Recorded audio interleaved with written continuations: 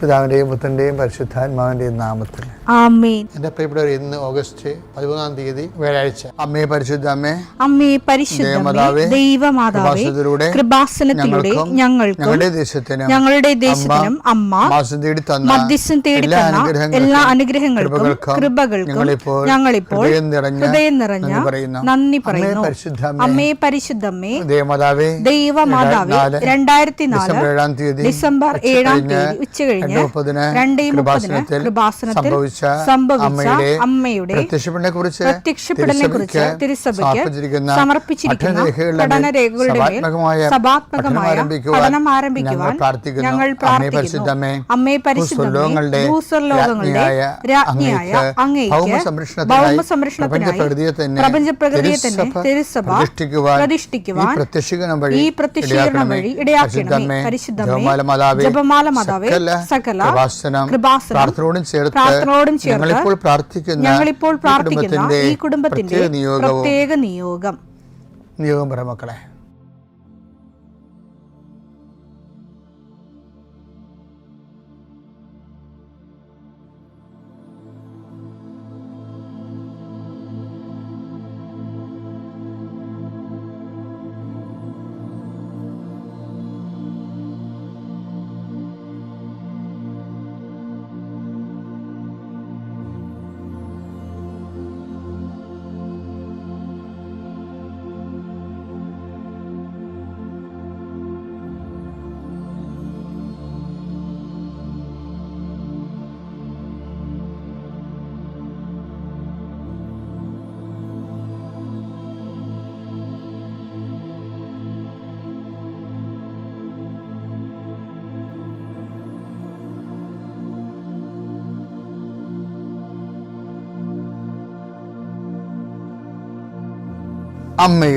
അമ്മയുടെ പ്രത്യക്ഷീകരണത്തിന്റെ ഈ അനുഗ്രഹവേളയിൽ ഞങ്ങൾക്ക് സാധിച്ചു തരുവാൻ കനിയണമേ. ആമേൻ. വിശ്വാസ പ്രമാണം. സർവശക്തനായ പിതാവും ആകാശത്തിന്റെയും ഭൂമിയുടെയും സൃഷ്ടാവുമായ ദൈവത്തിൽ ഞാൻ വിശ്വസിക്കുന്നു. അവിടുത്തെ ഏകപുത്രനും ഞങ്ങളുടെ കർത്താവുമായ ഈശോമിശിഹായിലും ഞാൻ വിശ്വസിക്കുന്നു.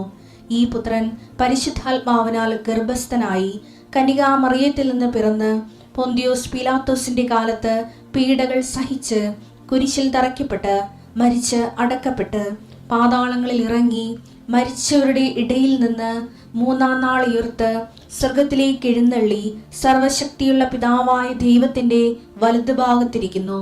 അവിടെ നിന്ന് ജീവിക്കുന്നവരെയും മരിച്ചവരെയും വിധിക്കുവാൻ വരുമെന്നും ഞാൻ വിശ്വസിക്കുന്നു. പരിശുദ്ധാത്മാവിലും ഞാൻ വിശ്വസിക്കുന്നു. വിശുദ്ധ കത്തോലിക്കാ സഭയിലും പുണ്യവാന്മാരുടെ ഐക്യത്തിലും പാപങ്ങളുടെ മോചനത്തിലും ശരീരത്തിന്റെ ഉയർപ്പിലും നിത്യമായ ജീവിതത്തിലും ഞാൻ വിശ്വസിക്കുന്നു. ആമേൻ. സുഖസ്ഥനായ ഞങ്ങളുടെ പിതാവേ, അങ്ങയുടെ നാമം പൂജിതമാകണമേ. അങ്ങയുടെ രാജ്യം വരണമേ. അങ്ങയുടെ തിരുമനസ് സ്വർഗത്തിലെ പോലെ ഭൂമിയിലും ആകണമേ. അന്നു വേണ്ടുന്ന ആഹാരം ഇന്ന് ഞങ്ങൾക്ക് തരണമേ.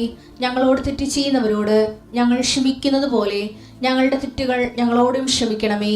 ഞങ്ങളെ പ്രലോഭനത്തിൽ ഉൾപ്പെടുത്തരുതേ, തിന്മയിൽ ഞങ്ങൾ രക്ഷിക്കണമേ. ആമേൻ. നന്മ നിറഞ്ഞ മറിയമേ, സ്വസ്തി.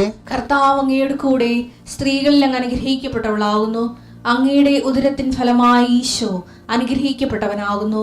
പരിശുദ്ധ മറിയമേ, തമ്പുരാന്റെ അമ്മേ, പാപികളായ ഞങ്ങൾക്ക് വേണ്ടി ഇപ്പോഴും ഞങ്ങളുടെ മരണസമയത്തും തമ്പുരാനോട് അപേക്ഷിക്കണമേ. ആമേൻ. കർത്താവേ, നിന്റെ ഉന്നതമായ നാമത്തിന് സ്വസ്ഥം ചെയ്യും. കർത്താവേ, നിന്റെ വിശുദ്ധ പൗരോഹിത്യത്തെ മഹത്വപ്പെടുത്തണമേ. കർത്താവെ, സഭയിലുള്ള സാന്നിധ്യം പ്രകടമാക്കണം. 40 വർഷം ഞാൻ അർപ്പിച്ച കൃപാന്റെ യുഗതിയാണ്. കൃപാസ്ഥാനത്താറെ ജീവനോടെ പ്രത്യക്ഷപ്പെട്ട മാതാവിന്റെ മാധ്യസ്ഥ ഇന്ന് അങ്ങയുടെ മക്കളെ പ്രാർത്ഥന കൂടുന്ന എല്ലാ മക്കൾക്ക് വേണ്ടി പ്രാർത്ഥിക്കുകയാണ്. നിന്റെ കൂടെ അമ്മ ഉണ്ടാവുമെന്ന് ഓർക്കണം ദൈവപൈതലേ.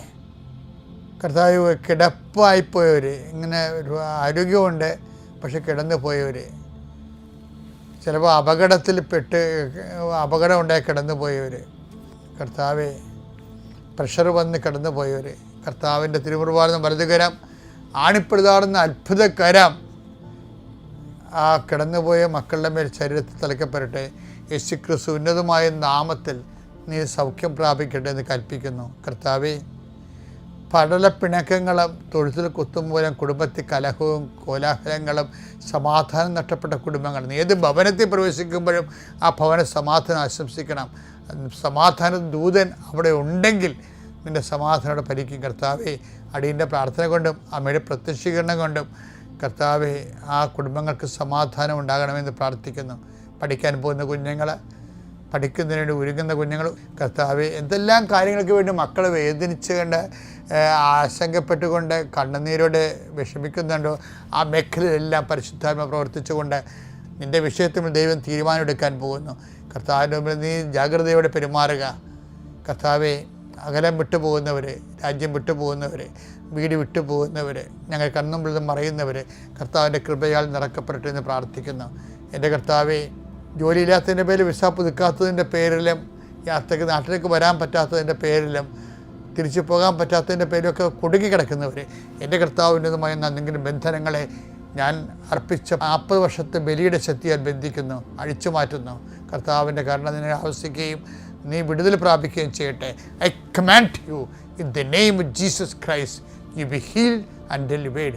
പിതാവും പുത്രനും പരിശുദ്ധാത്മാവിനെ നീക്കും. ആമേൻ. ചില സമയത്ത് ഞാനിങ്ങനെ ധ്യാനിപ്പിക്കുമ്പോഴേ ഞാനിങ്ങനെ ആ ധ്യാനത്തിൻ്റെ ഒരു ഫ്ലോ ഉണ്ടല്ലോ, ആ ഫ്ലോയിൽ ഞാൻ പലപ്പോഴും പറഞ്ഞിട്ടുണ്ട്, നമ്മളുടെ ഉടമ്പടിയിലുണ്ടാകുന്ന പ്രേക്ഷിത പ്രവർത്തനങ്ങളില്ലേ, പ്രേക്ഷിത പ്രവർത്തനങ്ങൾ, ഉപയോഗ പ്രവർത്തനങ്ങൾ, സുവിശേഷ പ്രവർത്തനങ്ങളൊക്കെ ഇല്ലേ, അതുകൊണ്ട് നമുക്ക് നമ്മളുടെ ഗ്രേസ് ലെവല് വർദ്ധിപ്പിക്കാൻ പറ്റും.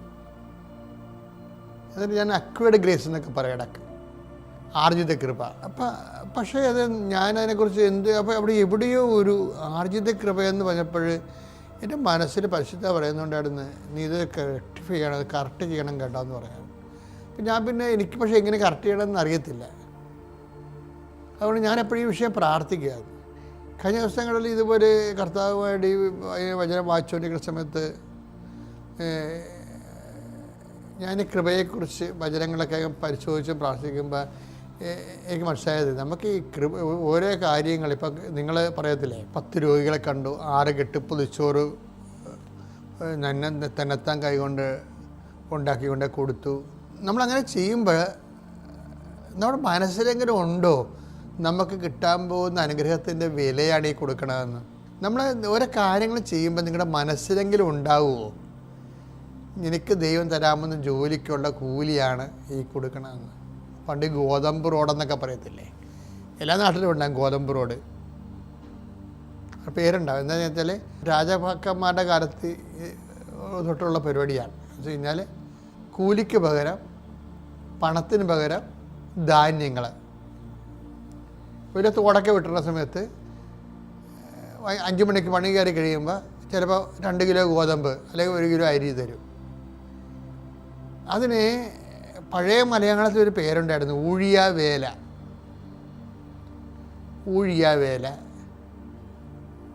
ഊഴിയാവേല എന്ന് പറഞ്ഞാൽ എന്താണ്? പഴയ രാജാക്കന്മാരുടെ ഈ തിരുവിതാംകൂറിൻ്റെ പുസ്തകത്തിലൊക്കെ ഉണ്ട് ഊഴിയാവേല. ഊഴിയാവേല എന്ന് പറഞ്ഞു കഴിഞ്ഞാൽ നമ്മൾ വേല എടുത്താൽ നമുക്ക് പൈസ ആയിട്ട് കാശ് കിട്ടത്തില്ല, മറിച്ച് ധാന്യം കിട്ടും. അങ്ങനെയാണ് രാജാക്കന്മാർ തോടും എല്ലാം വെട്ടിച്ചിരിക്കണത്, റോഡൊക്കെ ഇട്ടിരിക്കണത്. നിങ്ങളിതുപോലെ ഈ പ്രേക്ഷിത പ്രവർത്തനം വേലയായിട്ട് മാറുന്നുണ്ടോ എന്ന് ചിന്തിക്കണം. എന്ന് വെച്ച് കഴിഞ്ഞാൽ കർത്താവ് നമുക്ക് ജോലി തരുന്നു, അതിന് കർത്താവിനൊരു കൂലി കൊടുക്കുന്നു. കർത്താവ് പറഞ്ഞ വാക്ക് അനുസരിച്ച് നമ്മൾ രോഗികൾക്ക് ഇത് കൊടുക്കുന്നു. തമ്മിൽ എൻ്റെ മക്കൾ ഇതിനെ കണക്ട് ചെയ്യരുത്. ദൈവം നമുക്ക് തരുന്ന ഒരു അനുഗ്രഹത്തിന് കൂലിയായിട്ടല്ല ഇത് കൊടുക്കുന്നത്, വിലയായിട്ടല്ല കൊടുക്കുന്നത്, മറിച്ച് അത് നമ്മൾ ചെയ്യുന്നത് ദൈവത്തിൻ്റെ കൃപയോടുള്ള നമ്മുടെ സഹകരണമാണ്. ദൈവത്തോട് ചെയ്യുന്ന സഹകരണം. അപ്പം നമ്മൾ ചില ആൾക്കാർ ഈ സഹകരണം വരുമ്പോൾ എന്താ ഗുണമെന്ന് അറിയാമോ? കർത്താവ് തിരിച്ച് സഹകരിക്കും. അതാണ് നമ്മൾ ഉദ്ദേശിക്കുന്നത്. അതിൻ്റെ ഫലമായിട്ടാണ് നമുക്ക് ജോലിയെല്ലാം കിട്ടുന്നത്. പക്ഷേ അതിന് ഡയറക്റ്റ് ഒരു വിലയായിട്ട് നമ്മൾ കാണരുത്. മർക്കോസ് 16:20. അവർ എല്ലായിടത്തും പോയി പ്രസംഗിച്ചു. കർത്താവ് അവരോട് കൂടെ പ്രവർത്തിക്കുകയും അടയാളങ്ങൾ കൊണ്ട് വചനം സ്ഥിരീകരിക്കുകയും ചെയ്തിരുന്നു. അടയാളങ്ങൾ ആവശ്യം. ഇപ്പം ചില ആൾക്കാർ കൃപാസനത്തെ ചിലർ ആക്ഷേപിക്കണം എന്താണ്, അത് അനുഗ്രഹമുള്ള സ്ഥലത്തെല്ലാം ആൾക്കാർ ഓടിക്കൂടുമെന്ന്. നിങ്ങൾക്കറിയാമല്ലോ, 2004 ഡിസംബർ 7-ാം തീയതി സമയഘടികാരം നെഞ്ചിൽ ചേർത്ത് മാതാവ് പ്രത്യക്ഷപ്പെട്ടതിന് ശേഷം 10 കൊല്ലം നമ്മളത് പ്രാർത്ഥിച്ചു. കാരണം അതിനകത്ത് അപ്പോൾ അന്നൊക്കെ എൻ്റെ മനസ്സിൽ പറഞ്ഞു, നീ ഇപ്പോൾ ഉടനെ ഇത് ചാടിക്കയറി പറഞ്ഞാൽ അപ്പോൾ എൻ്റെ മനസ്സിൽ എന്തോ ഒരു ആപത്തുണ്ടാകുമെന്നൊരു സൂചന ഉണ്ട്. അത് ശരിയാണെന്ന് ശരിക്കും പറഞ്ഞാൽ 10 കൊല്ലം കഴിഞ്ഞിട്ട് പോലും അത് പ്രൊക്ലെയിം ചെയ്യാനുള്ള സമയമായി. മാതാവ് വാടിപ്പെട്ടി വെച്ച് എന്നെ നിർബന്ധിച്ചാണ് പ്രൊക്ലെയിം ചെയ്യാൻ വേണ്ടി. പ്രൊക്ലെയിം ചെയ്ത് കഴിഞ്ഞപ്പോഴാണ് മാതാവ് 6 മാസം കഴിഞ്ഞപ്പോൾ ഉടമ്പടി തന്നത്. ഉടമ്പടി തരികയിലല്ല ചെയ്തത്, ഉടമ്പടി തന്നെന്നും പറഞ്ഞുകൊണ്ട് ഈ അടയാളമൊന്നും ഉണ്ടാകണം ഒരു നിർബന്ധമില്ല. നീ ഇപ്പോൾ വായിച്ചു കേട്ട പോലെ കർത്താവ് അവരോട് പ്രവർത്തിച്ചു, അതാണ് വിഷയം. കർത്താവ് കൂടെ പ്രവർത്തിക്കുമ്പോഴാണ് അടയാളങ്ങൾ വരണത്. അപ്പോൾ ഇപ്പോൾ നിങ്ങൾക്കൊരു അടയാളം കിട്ടിയിട്ടുണ്ടെങ്കിൽ എൻ്റെ അർത്ഥം കർത്താവ് കൂടെ പ്രവർത്തിക്കാൻ തുടങ്ങിയെന്നതിൻ്റെ അർത്ഥം. കർത്താവ് കൂടെ പ്രവർത്തിക്കാൻ തുടങ്ങണമെങ്കിൽ എന്ത് ചെയ്യണം? കർത്താവിൻ്റെ കൃപയോട് നമ്മുടെ കാരുണ്യ പ്രവൃത്തിയും അതുപോലെ തന്നെ പേഴ്സ പ്രവർത്തനങ്ങളും ഒരു കർത്താവ് തരുന്ന അനുഗ്രഹത്തിന് കൂലിയായിട്ടല്ല കൊടുക്കേണ്ടത്, മറിച്ച് അവൻ നേടിയെടുത്ത കൃപയോടുള്ള നമ്മുടെ സഹകരണമായിട്ട് കൊടുക്കണം. പിതാവിൻ്റെയും പുത്രൻ്റെയും പരിശുദ്ധാത്മാവിൻ്റെ നാമം.